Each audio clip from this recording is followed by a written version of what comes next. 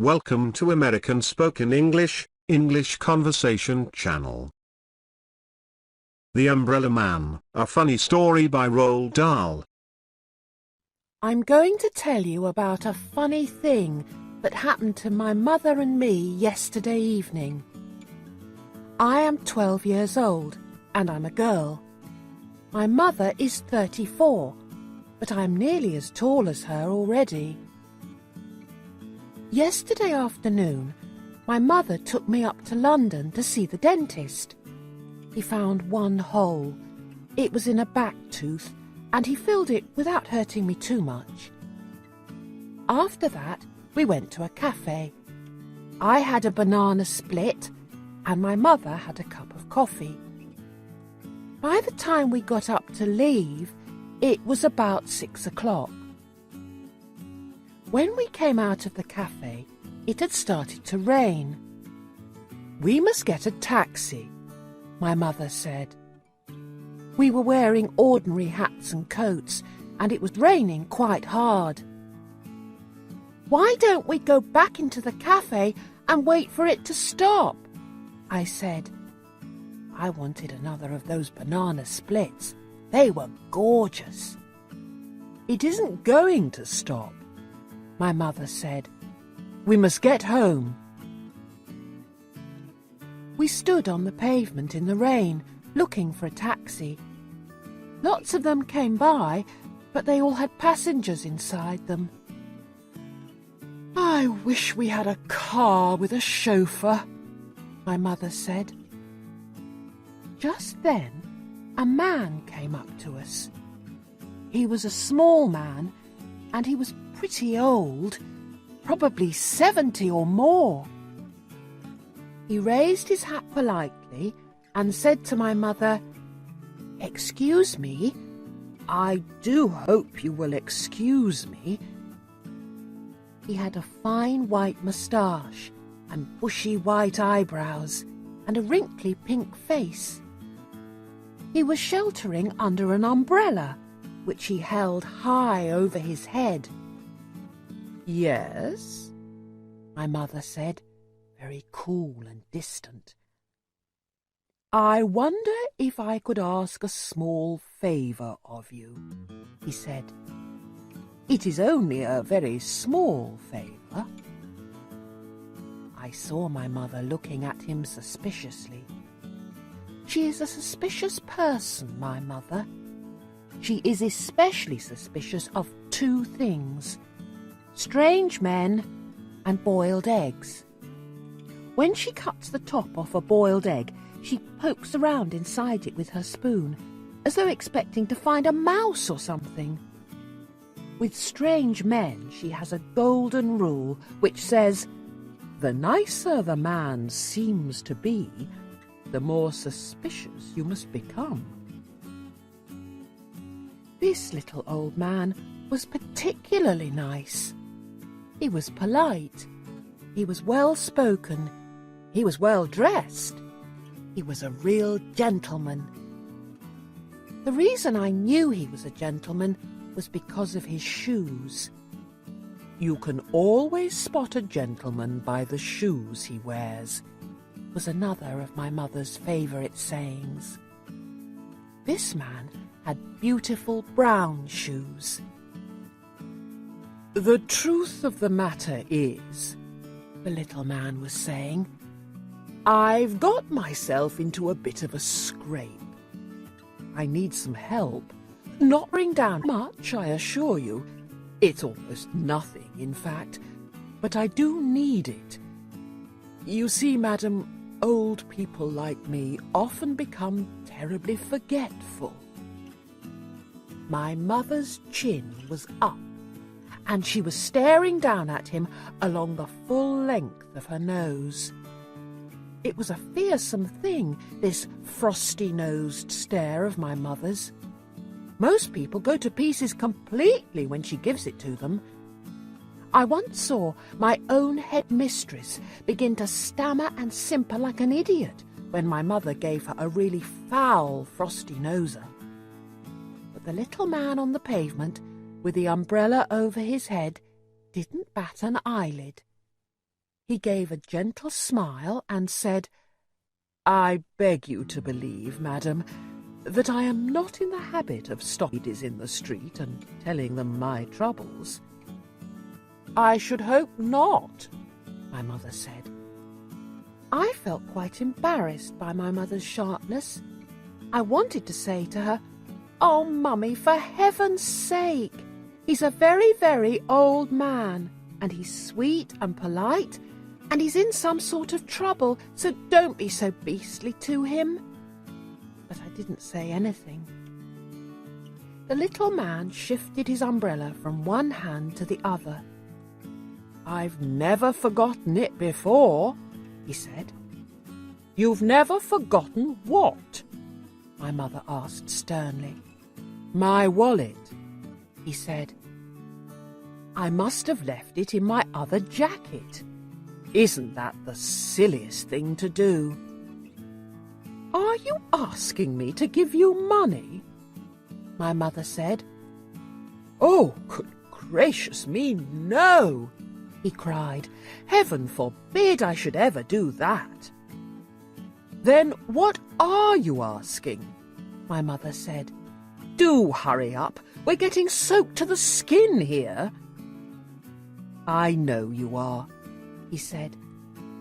"And that is why I'm offering you this umbrella of mine to protect you, and to keep forever, if only... "If only what?" my mother said. "If only you would give me in return £1 for my taxi fare just to get me home." My mother was still suspicious. "If you had no money in the first place," she said, "then how did you get here?" "I walked," he answered.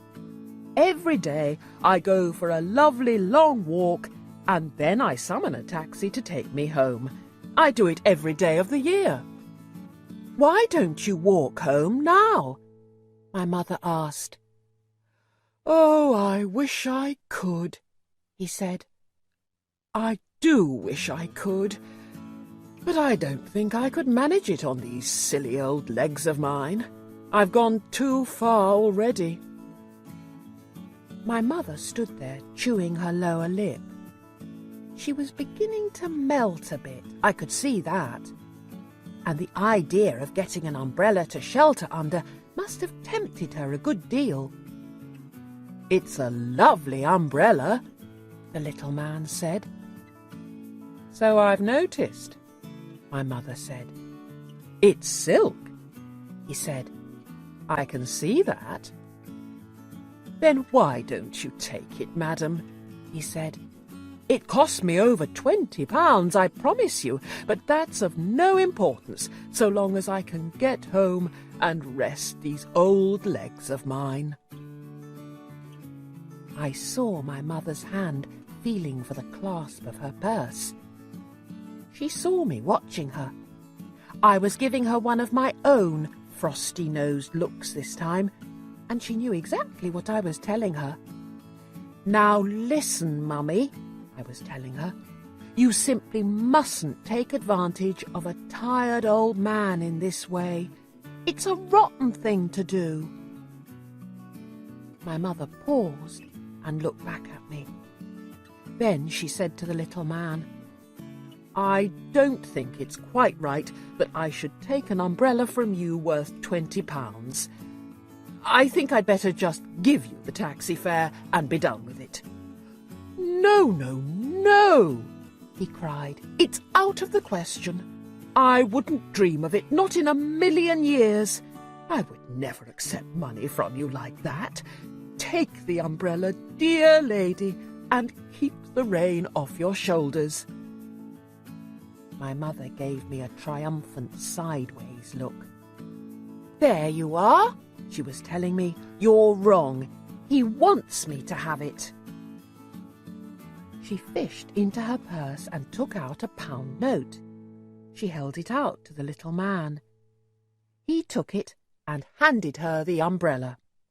He pocketed the £1, raised his hat, gave a quick bow from the waist and said, Thank you, madam, thank you." Then he was gone.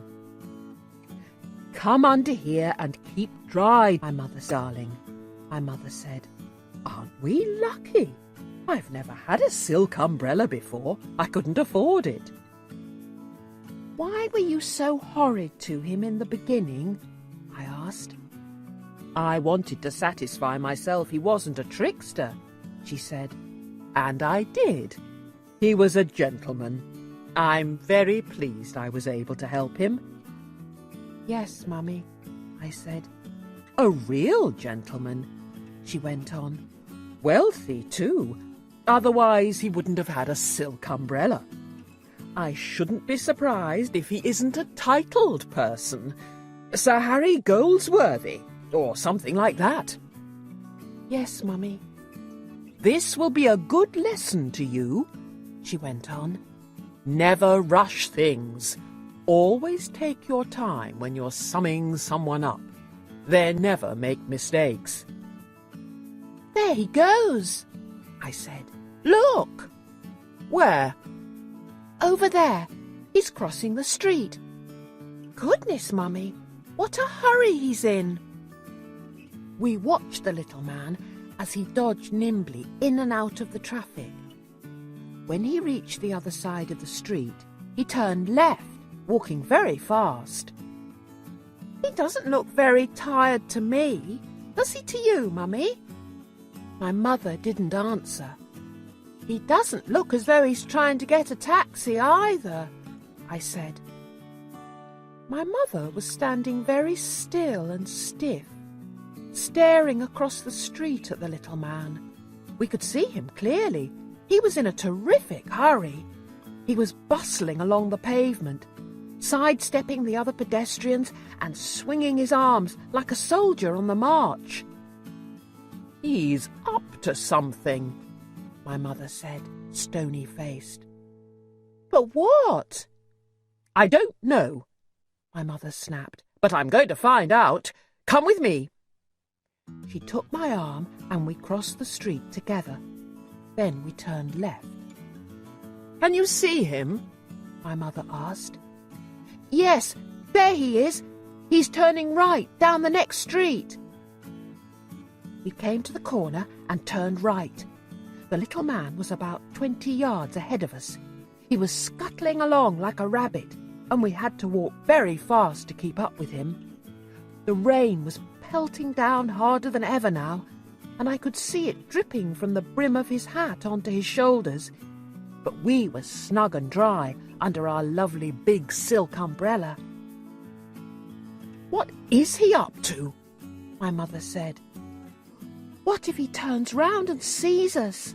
I asked. "I don't care if he does," my mother said. "He lied to us. He said he was too tired to walk any further, and he's practically running us off our feet. He's a barefaced liar. He's a crook." "You mean he's not a titled gentleman?" I asked. "Be quiet," she said. At the next crossing, the little man turned right again. Then he turned left, then right. "I'm not giving up now," my mother said. "He's disappeared," I cried. "Where's he gone?" "He went in that door," my mother said. "I saw him into that house. Great heavens, it's a pub!" It was a pub. In big letters right across the front it said, "The Red Lion." "You're not going in, are you, Mummy?" "No," she said. "We'll watch from outside." There was a big plate glass window along the front of the pub, and although it was a bit steamy on the inside, we could see through it very well if we went close. We stood huddled together outside the pub window. I was clutching my mother's arm. The big raindrops were making a loud noise on our umbrella. "There he is," I said. "Over there." The room we were looking into was full of people and cigarette smoke, and our little man was in the middle of it all. He was now without his hat and coat, and he was edging his way through the crowd towards the bar. When he reached it, he placed both hands on the bar itself and spoke to the barman. I saw his lips moving as he gave his order. The barman turned away from him for a few seconds and came back with a smallish tumbler filled to the brim with light brown liquid. The little man placed a £1 note on the counter. "That's my £1!" my mother hissed. "By golly, he's got a nerve!" "What's in the glass?" I asked. "Whiskey," my mother said. "Neat whiskey." The barman didn't give him any change from the £1. "That must be a treble whiskey," my mummy said. "What's a treble?" I asked. "3 times the normal measure," she answered. The little man picked up the glass and put it to his lips. He tilted it gently. Then he tilted it higher and higher and higher, and very soon all the whiskey had disappeared down his throat in one long pour. "That's a jolly expensive drink," I said. "It's ridiculous," my mummy said. "Fancy paying £1 for something to swallow in one go." "It cost him more than £1, I said. "It cost him a £20 silk umbrella." "So it did," my mother said. "He must be mad." The little man was standing by the bar with the empty glass in his hand. He was smiling now, and a sort of golden glow of pleasure was spreading over his round pink face. I saw his tongue come out to lick the white moustache, as though searching for one last drop of that precious whiskey. Slowly he turned away from the bar and edged his way back through the crowd to where his hat and coat were hanging. He put on his hat, he put on his coat.